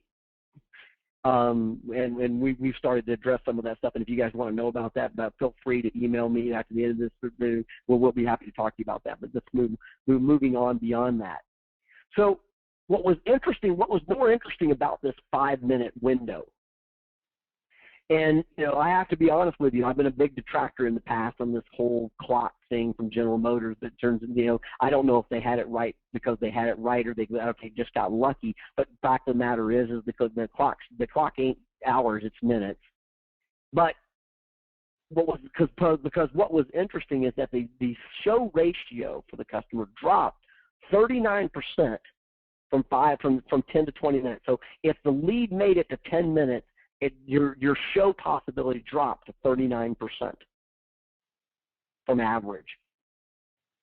And what was probably the most interesting after that is that from 20 minutes to 24 hours, there was absolutely no change. So in other words, If you haven't got to the customer within 20 minutes, it doesn't make a damn bit of difference whether you get to them in 20 minutes or 24 hours. It's all the same stuff. That was probably one of the most shocking stats that came from this study, which was pretty interesting. So why? Why did we get this huge show rate within 5 minutes? Because 91% of the customers that were called within 5 minutes were still at their computer looking and shopping when they were called. You stopped the shopping process, this 18, 19 different websites that ZMOT's telling you they go to, you just stopped it. You stopped it with a personal, because people buy from people, they don't buy from websites.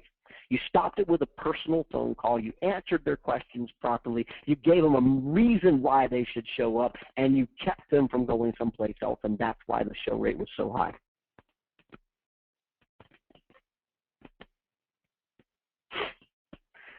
So a note when looking at scripts and looking at best practices when getting these things done is when asked, we'll tell a client, use the give and get method. Give the customer something they want to get something you want. Basically what it comes down to. And I don't have a lot of time to go into that. Again, that's a whole other webinar unto itself, but that's the basic premise behind the scripting when it comes to this. So there's my contact information, and if you got we've got a few questions, so Matt or Aaron, hit me with them if you will.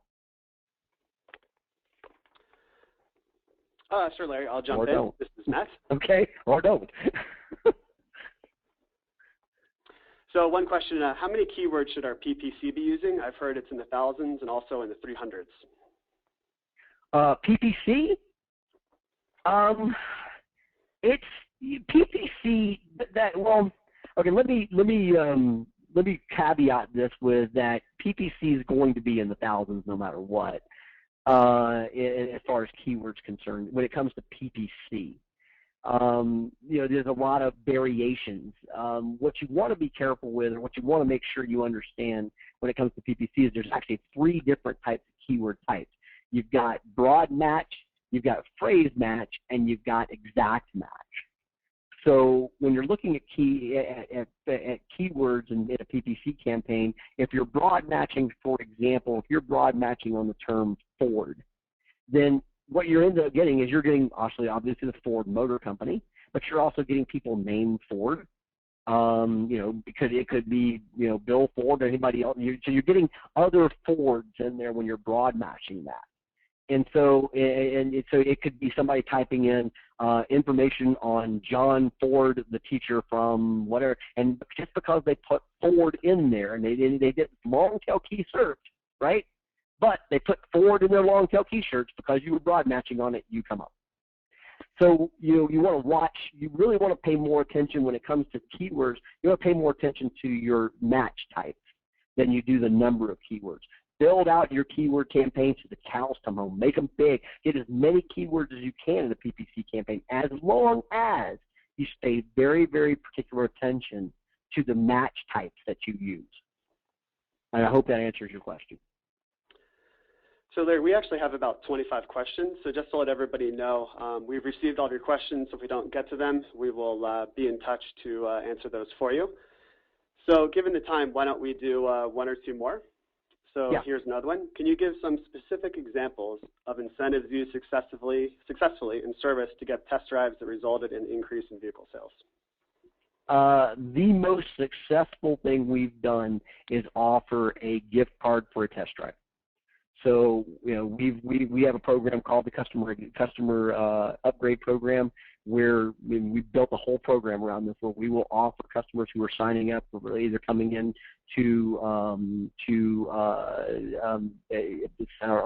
create a service appointment on the website, and even putting it, as far as putting it into the email service reminders, where we would offer the customer a $25 gift card to come in and take a test drive. That's by far the most successful incentive we've ever given. There's a lot of other incentives you can give, anything from a loyalty program where and if you're doing a loyalty program, I suggest to keep it simple. Like the easiest one to do is just a punch card deal. There's tons of places around you that do it. Just create a punch card deal and give them punch their card, and at the 5th service visit, give them a free oil change or whatever that number is. But, you can do anything from that on up. But by far the most successful to get a test drive on service customers has been offering a gift card for that test drive. Okay, we'll do one more. Have you measured the impact of online video in this study or other studies? We have measured the impact of online video in other studies, not particularly in this study because we weren't really getting down to, this wasn't as much a lead conversion study as it was a channel attribution study. But we have measured the effect of online video. Video does have a significant impact on conversion when done right. And I think you could say that just about anything. But video is one of those things that does have a significant impact on conversion when you do it right. The problem, I think, with video is that it can't be just any old video. And stock video, and even to the extent some of the stitched together video, which got a bunch of pictures put together about the car. The question is how much quality is that really? And, so you've got to be careful as to what type of video that you're producing. But if you produce high quality, good content video that's explaining something about your product, explaining something about your offer, it can have a very significant impact on your conversion, yes.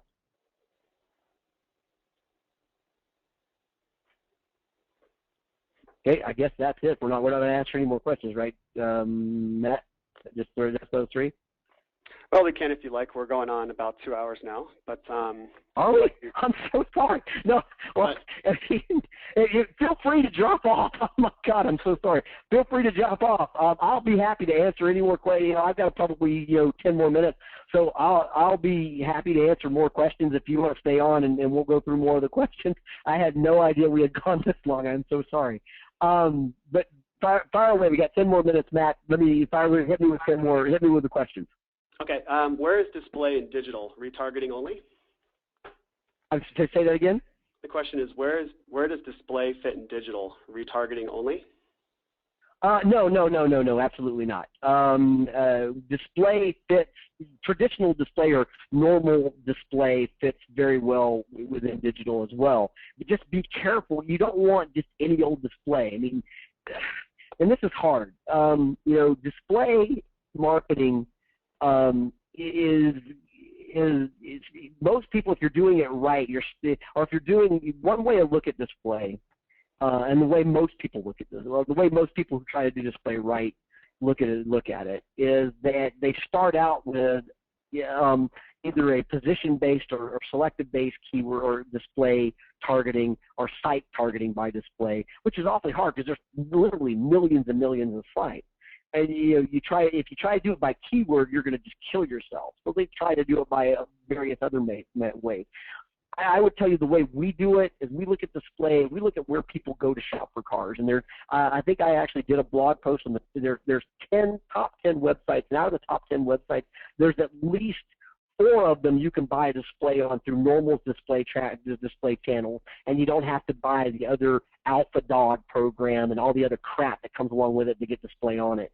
And we won't go into who that is, but I think everybody who knows on the call knows who those are. But there are about 7 other ones you can buy just straight display marketing on, and and that gets significant traffic. One of the top ones is Yahoo Autos.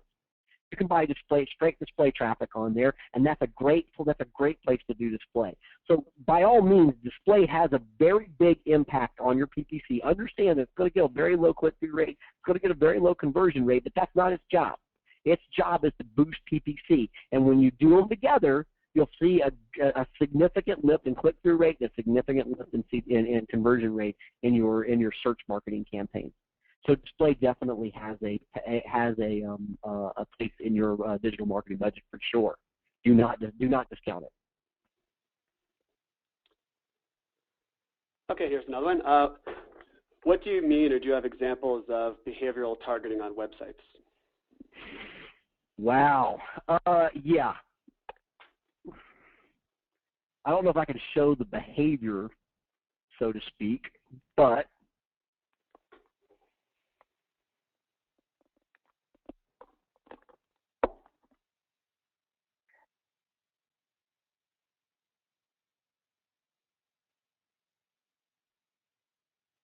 I don't know if I cleared my cookies, so we'll see.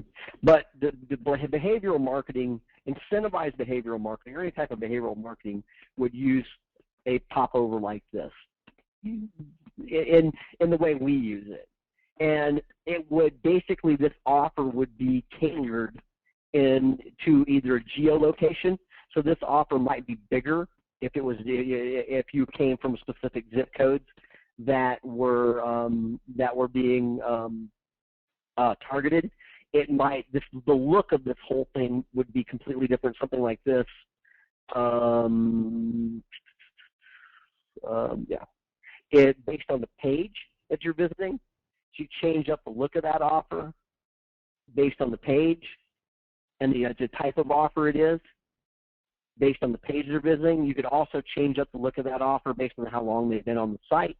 You can change up the look of this offer based on what referral source. So this is a type of behavioral targeting. This is probably the easiest and probably in reality probably the most effective way to use behavioral targeting. You can use behavioral targeting by trying to reskin your site. I don't think there's any website company in the industry right now that can reskin the site based upon those things. So this is probably the easiest way to use behavioral targeting on websites today.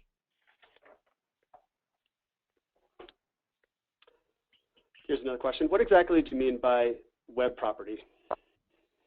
A web property could be any one of these things, a natural or random access website or your main website. It would be a landing page or microsite. It would be a blog. It could be even if you're using the squeeze page. So these are all website properties. Website, so your main website, your landing page or microsite, your blog, and squeeze pages.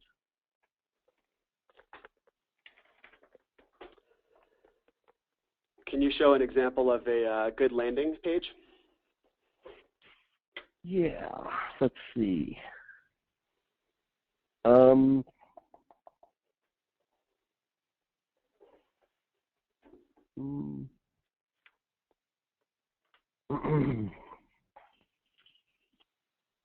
don't have those in the top of my head, so I'm going to have to find one real fast, but I think I can do it pretty quick.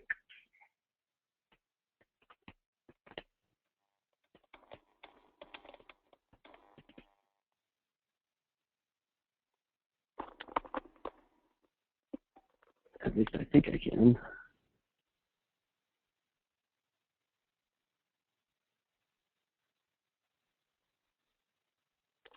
There's another question while you're looking. What is an example of a conversion with a customer in a proper email? Say that again, though. What is an example of a conversion with a customer in a proper email? Conversion with a customer in a proper email. I'm not entirely sure I understand the question.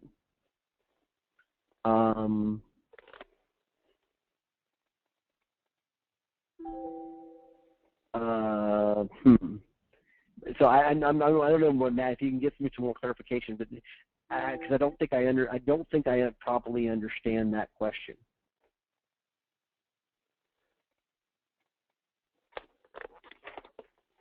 Okay, we'll follow up with that individual. Okay.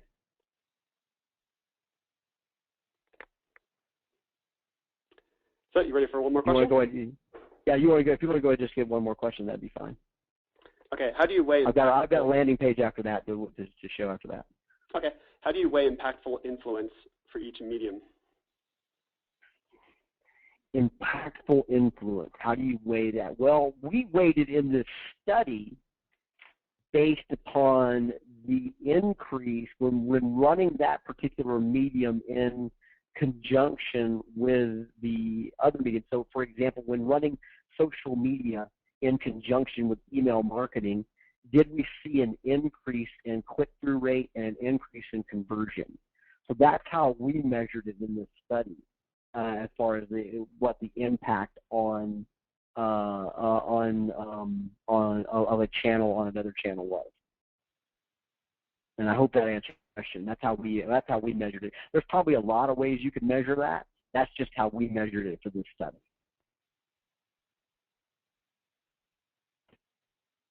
So here's an example of a good landing page.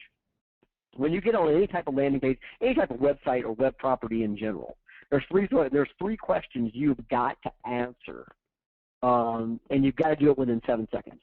Where am I? What can I do here? Why should I do it? And so what you've got here is, and most of us do a good job with that. Where am I? I'm in Lexus of Orlando. This is where I am. Okay? What can I do here? Well, I can get to sales or I can get to service. And the reason why you're asking this question here is this is what we call a conversion path. And I'm asking this question here because I'm buying keywords like Lexus, Lexus of Orlando, Lexus in Orlando, these types of keywords. And so when the customer types in that keyword and gets to this landing page, well, I'm not entirely sure why they're looking for a Lexus in Orlando. They might be looking to service their Lexus. They might be looking to buy a Lexus. I don't know. So I have to ask the question. I have to create a conversion path. Are you looking for sales? Are you looking for service? So that's how you use a convert. Basically, if you don't know what the intent is, and there's sometimes with a keyword, the main thing about PPC that you need to realize is that PPC is a question. When the customer types in a keyword or types in a phrase into Google, they're asking a question. Sometimes you don't know what exactly the question they're asking. I'm looking, when I say Lexus in Orlando, I don't know if I'm asking that question to find a Lexus store in Orlando to service my Lexus or sell it. So I have to ask the customer, are you looking for sales or are you looking for service? There's absolutely nothing wrong with letting the customer choose what path they want to go down. As a matter of fact, this is standard, very good practice when it comes to building a landing page. The other things we want in landing pages is you want to have some good social proof. You want to have some good information about the store, but you want to make it easy and quick. Here you can get to their reviews. You see the reviews here for social proof. You want to have some of your branding that you're using in your offline media. That Holly Watson is their basically the face of the dealership on television, so we're using her face there. We're getting all of this above the fold. So we're getting the customer very quickly to what they're looking for fast, and that's what you want a landing page to do. A landing page is about speed. If you've got landing pages where your time on site 6 minutes, you're doing something wrong. You should never have a landing page with a time on site of 6 minutes, even 5 minutes, 3 minutes, max. I want to get you what you want as quickly as possible. And then when I get there, I want to show, here luxury cars for under $10 a day. What am I doing here when I go back and you go back and you look? Again, I'm matching my ad. This is basically an ad. And so when I get here, I've got to fulfill the promise of that ad. And here are those cars. So I got to fulfill that promise of that ad. And you notice here, speed is extremely important. This is, you want to make that thing really fast, obviously. Service, most of the time when you're looking for somebody who's looking to PPC for service, they're looking for coupons. So you want to get them in there. So this is an example of a good landing page.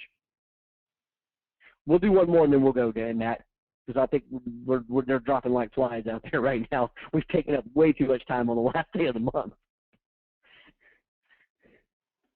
Okay, one final question. What is a blog and why is it important? What is a blog and why is it important? Well, a blog is basically an area where you're writing content, like how to get the most out of your trade-in, how to, and how-tos are great blog content. Our review of the new Lexus IS.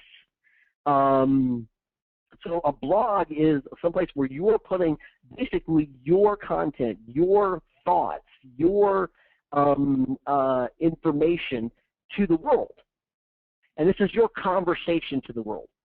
The reason why it's important is the same reason we've been talking about. People buy the way they buy, not the way you want to sell them. People buy from people, not from websites. And this blog is doing is it's letting people know you have a thought, you are a person, you're also giving them information, because a lot of times what they're doing on the web is research, and you're giving them your opinions and your insight. You're making yourself an authority. It's important to make yourself an authority. If you're not an authority on Lexus vehicles, why the heck would I want to buy from you? So you're showing your authority. You're showing your knowledge, and that knowledge helps in the conversion process. So it's important that customers know I'm dealing with knowledgeable people. It's important they get good insights and different perspectives. It's when you are helping, and the best way to compete is to help. And when you're doing that, and then you are getting higher conversion rates, because you're doing what customers are looking for you to do, not what you want to do. So at the end of the day, that's what the blog does, and it's important for you to do that. It's how you set yourself apart. Every other dealership in the world is just wanting to sell you something. I'm the guy that wants to help you. Guys, I can't say enough. Thank you so much for spending this much time on a webinar that was on arguably ill-timed at the last day of the month. And thank everybody for signing up. I was shocked at the number of people that were actually willing to do this on the last day of the month. So thank you again. We are finishing up the white paper for this particular deal. We will have it ready to go next week, and we'll definitely be emailing everybody out the white paper. Make sure we know you want it, and we do have your email address. My email address, as you can see, is on the screen. We are going to put this presentation back up. We're going to put up the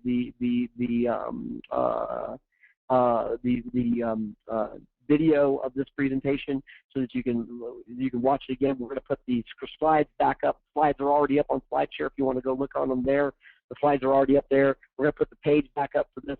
So we're going to have, like I said, we know we threw a lot of data at you, so we're going to have a lot of backups so that you can go back and look at this data.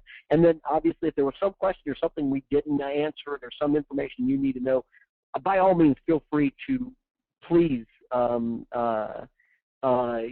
us, and we'll be happy to answer your questions as best we can. Thank you again. Hey, happy Halloween to everybody, and we will see you again on another webinar. Thanks. Thanks to Aaron. Thanks to Digital Leader for being such a gracious host and letting me take up way too much time. Thank you. Thank you, everybody, and stay in tune with ddwebinars.com for the next upcoming webinar, as well as the recorded version of today's. Thank you. Bye-bye now.